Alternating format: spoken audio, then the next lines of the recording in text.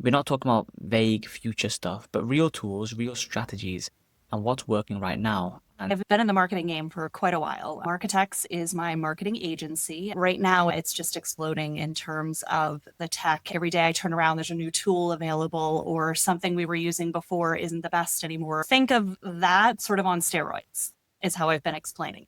So there's a couple. Make is another one, but from what I'm seeing, from what I'm exploring, N8N is sort of the future of where things are going. It's more open source, so you have more control, which also means it's going to be a little more complicated, right? We've got right. these early adopters, these early players that feel very confusing. Like, wait a minute, I have to do what? I have to learn what? What's vibe code? What's no code versus this looks like code to me?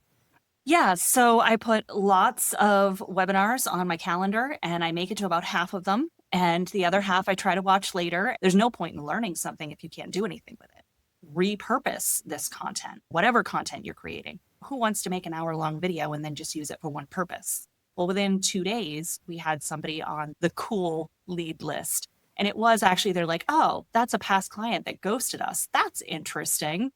I think it's a mindset, to be Mm. honest. I don't think you need to code first, but I think conditional logic is really the piece that you have to mostly understand. Computers are computers in the sense until you start adding AI on, they're not going to make decisions. Unless you're planning to be a super high-tech developer, you probably don't need to code nowadays. Everything is non-code. And if not, you've got AI, which nowadays can write Yeah. decent amounts of HTML, CSS, all sorts of code for you.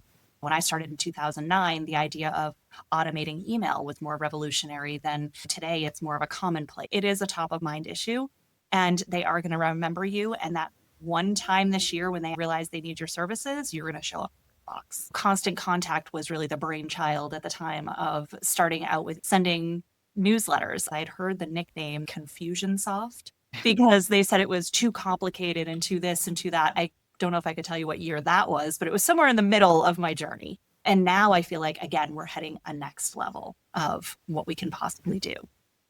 So instead, we create an intake form to prove you're interested first before you're allowed access to the calendar.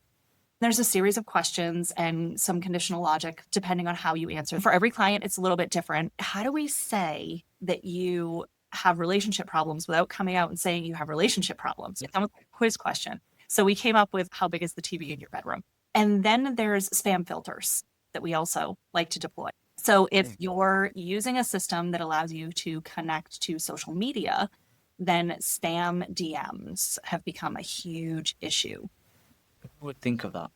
The TV in the bedroom, who would possibly think of that? And then also like it's very creative, which is what you need, right? Not only to stay different, because there's no point if you're doing the same thing every other company is doing. So it's all about what you're interested in, and those are the problems you're going to solve. So when I hear somebody say, I sent 15 emails about the same thing this week, I'm like, oh, wait, what? Let's talk about that. Let's try and fix that. Lawyers and CPAs are a great example of that. They always feel like they're consulting their clients. So they kind of fall into our wheelhouse as well. And I think some of these new things are things my clients don't even know about. Like I would be bringing them these new things and they would be like, you know, but I'm not Okay. ready. Okay. So the real almost barrier is just how quickly you can learn this stuff. It's definitely no mean feat because every single day something new is coming out. You have to make time to learn it. Yeah. And hope that it doesn't go away, that something True. doesn't replace it in a week. The big hype at that time was that you can put OpenAI APIs into it. And it's like, Yes. oh my gosh, it can do all this tech stuff. It can start translating things. I love it. It's a little scary, but I love it. It's definitely trying to keep the human part in there. I started creating some custom GPTs and I was like, oh my gosh, these are so much better than regular chat GPT Wow. and so much faster. So you take 30 minutes to an hour to set up a custom GPT and it's now going to run exactly what you need, what you set it up for, that much faster, 100 times over. Amazing. It's one of my best lead magnets right now. Wow. And I'm doing it based on a $20 version of ChatGPT. So it's not even a huge expense for me. To think that was all done with just £20, which in the grand scheme of things is basically nothing with just how much things can get expensive. Every single one of them could take their program, make a custom GPT, and either use it as a 24/7 coach for people that are currently paying them, or set it up as a lead magnet with a piece of their program that then recommends them for the rest. This solves so many problems for me. So we're still in Right. that phase where we're encouraging people to use it, rather than it being mainstream. AI agents are like, you could just be offline and it's done something for you separately, or it can on its own do one automation, like open an email or book a holiday.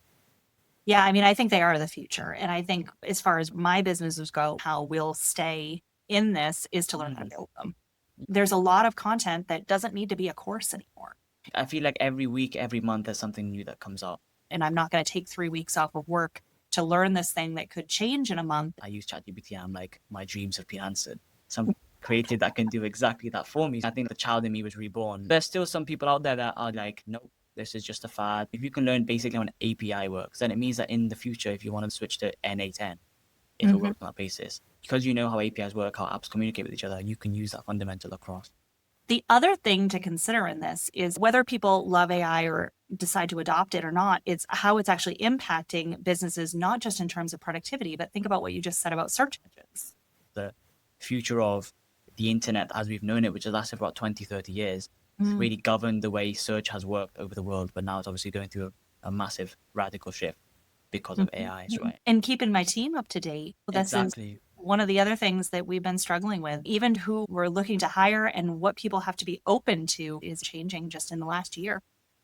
I am so here for this. And I would love to see us delve deeper into that and be borderline developers. I do still love the creative aspect too.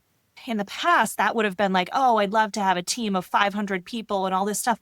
That's not the reality anymore because of exactly what we're talking about today, because of AI. And so that's what's making even that vision of what's possible so hard to answer. The world is about to change. It's already started changing, and you just have to ride the wave and see where it takes you.